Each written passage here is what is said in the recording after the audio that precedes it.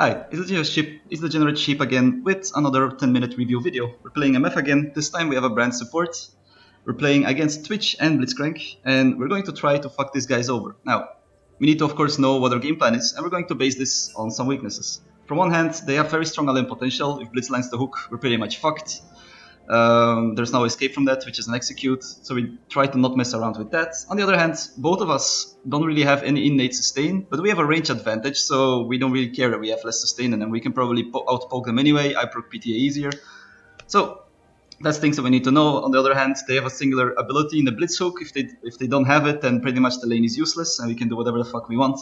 So what is our game plan? Well, we're going to start out by managing a position that makes getting hooked very difficult. We're going to be freezing, we're going to be only fighting on highly stacked waves, we're going to ward the bushes such that we have control of the bushes, so we see Blitz, so we relieve some of the pressure.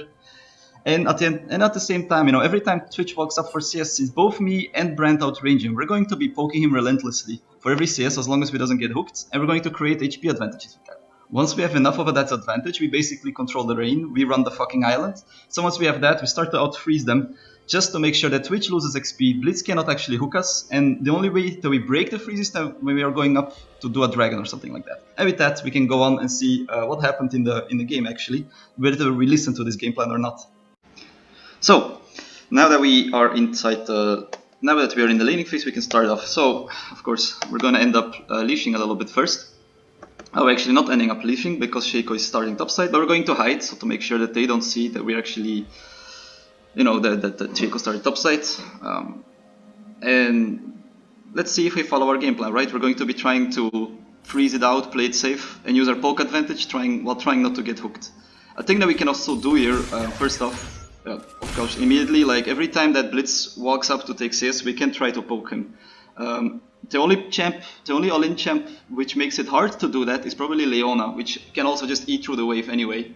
But all the other ones, like Nautilus, like Blitz, every time they walk up for the relic stacks, they're actually a free target. So let's see if we're going to be doing that a lot. As you can see, we are using our range advantage. We are poking the Twitch when he walks up for CS, as long as it's safe.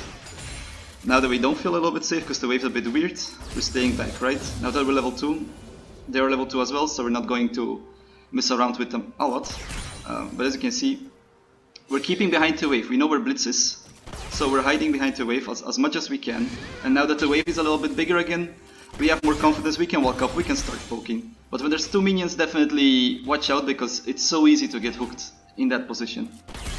Now, not a lot is going to be happening. We're mostly going to be pressuring the Twitch for his CS. Now that the Blitz hook is down, we should be hyper aggressive, but we're not.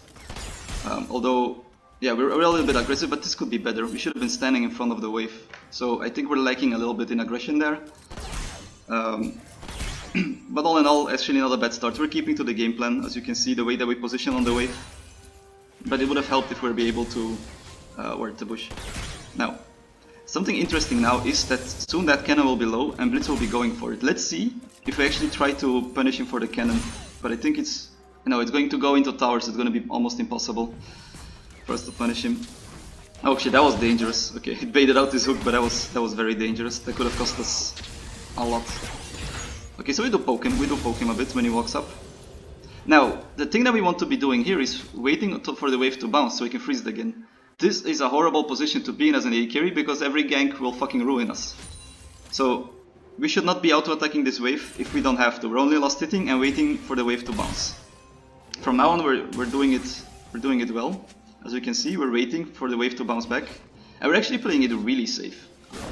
But we should also be warding, I think. Yes, we still have a ward here.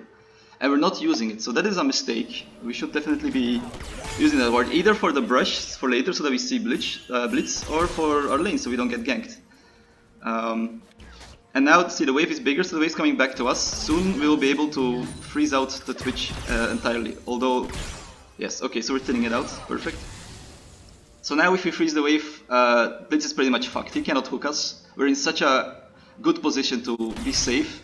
And at the same time, because the wave now pushed to us, we actually forced the wave to come back by not auto-attacking it. Suddenly, we are able to pressure them very hard with the Shaco gank because it's easier for them. And it seems that actually they're going super aggressive. So we should just go back to the wave.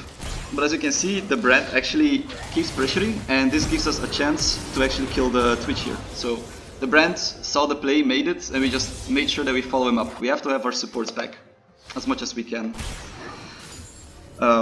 So what's going to happen now is, as you can see, we're still healthy, we don't need to go anywhere. We could push this wave out and just recall. And if we have a BF sword, yes, we have a BF sword, we're going to be doing exactly that. So we're going to get that juicy BF again, and there's nothing that Twitch or Blitz can do anything about this. So we're going to be recalling, we're going to be coming back. As you can see, we have our juicy BF. We have our sustain now. Twitch has less sustain than us because we have a refillable and more damage. So now we should be controlling, we could be controlling this lane a lot. But we're going to be repeating the same process. We're going to keep the wave here as much as we can. And every time Blitz walks up, you know, we're going to punish them. And look at that. Because the wave is here, Shaco just sees another opportunity. And we get to punish the Twitch again. And like, this time the thing that is interesting is, we could push this out, but we also don't need to. This actually there's a lot of decisions in this spot, so I'm just gonna pause here a little bit. We can do a Drake here. There's no chance that Lee Sin can contest this. We don't know where he is. Actually, he's topside, but we don't know that. But now Twitch is dead. We could be doing for Drake, even though the brand is low, so that might not be great. So if we're not going for Drake, actually freezing here is going to be the best thing. Because we get to farm for free, we get to make them lose more CS by freezing, while if we shove out, we never know if we actually get it into tower enough. So I think the better decision is to just freeze here, and I think, yes, we're doing it. So we are freezing here, which is good. So we're actually listening to our own game plan, and like now that Twitch has to walk up, he will have to walk up right under tower again. If the Shaco comes again, it's pretty much, you know, it's pretty much fucked. Like at this point, the lane is bad, as you can see from the chat here, as you can see from the Twitch positioning, he actually already gave up on the lane. So, you know, the low plot mental is striking again. But the worst thing about this is the funniest thing ever. Look at this bullshit. So, he actually goes mid because he's tired, and our fucking mid laner deceased, and he actually gets fucking rewarded for this shit. Can you fucking imagine this? Can you imagine that this happens? So, you know, we're still freezing, so we're losing out on a lot, but just the sheer amount of bullshit on that situation where actually he does something really stupid, or like he does a play which punishes him a lot, and he gets it for free. But you know, we move the fuck on. We cannot we cannot stop this. So now the wave is actually very big, so we should be looking at shoving it in. Actually, we should be shoving this in already because Twitch is mid. So we're taking it way too slow, and we can make him lose a lot more, or even take plates if we just start shoving now. I think we're a bit late on this, and actually Twitch will be in time to receive the wave. Not only that, I'm pretty sure, from what I remember, the Lee Sin will also just fuck me in the ass here, because we just took so long, and also, yeah, so we took so long just to pressure this wave, so now suddenly the Drake is not an option anymore.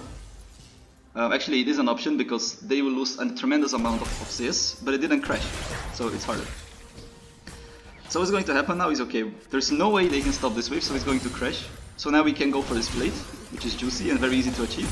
But I think we back off now. We still did that, that's fine. But yeah, like I said, when we push out and the jungler's here, it's going to be very hard to beat Lee Sin in this situation. As you can see, we just get destroyed. We get absolutely destroyed here. And this could have been prevented just if we had pushed the wave out a little bit quicker. We would have had the plate first, we would have just backed off after the plate, and we would never have been in this danger of Lee Sin and Twitch coming back, because we knew Twitch was mid lane. So I think that is a huge mistake, but you know, don't worry about it. I'm still a low plat AD carry. We're going to grief it a little bit more. Trust me. We're going to do some beauty in this lane. We're going to we're not going to be enjoying ourselves at all. So we're going to walk back to lane, and like instead of freezing immediately, right, where we try to focus on like what we're going to be doing with this wave. This could be frozen. We don't want it to be pushed because our jungler's not on the map. But what happens again is the wave stacks again. So if the wave stacks again, we want to ram it. We don't want to be in a position where the wave stops just in front of the tower, just before of the tower. So let's see if that happens. So basically we're pushing this very slowly. And we actually managed to get hooked because we're griefing. Because we completely forgot where Blitz could be. And we stood in a position from where we could be punished. Gray could punish us from the bush. And what happens of course is there's no chance here. Like once the Blitz has hooked us, We could have still flashed, but we're idiots. So, you know, we really griefed this, and this ends up with, you know, this actually puts Twitch back into the game. Like, before that first gank, he was essentially out of the fucking game. There was no chance he was actually gonna beat us. So he paused that because this is basically the end of the video, because we managed to fuck up our lead. But like before we get killed in this lane, like just check the... I think there's there's a 20 CS difference and we have 2 kills. This lane is fucking over. But we decided to just run it down again here. As you could see, and at this spot, now Twitch is almost equal with CS again. He has his 2 assists and a kill now. He has his Mana Mune finish. We don't have a finished item. So now he's back in the game and basically we ruined our own laning phase. And what is going to happen is we're going to keep dying. And the only way that we win is because the enemy griefed even harder than we did this laning phase. They take sequential 2v5s, 2v5s in a row, and at the end we just get fed enough that we can carry the game on our own. But it is so stupid because we put ourselves away from the position to carry just because we didn't follow our game plan after 8 minutes. We just, you know, kind of got distracted, and suddenly all the good ideas that we had just disappeared. So remember, always stick to the game plan, and once, you know, really don't fuck it up, because if you fuck it up you can end up with ruining your own laning phase, which was free as fuck right now. But it's gone. It's gone. This laning phase is gone now. I mean, it's still quite even, but this is not where we want to be, like, if you know where we started. So remember that. Always stick to the game plan. And thank you. And we hope to see you guys again.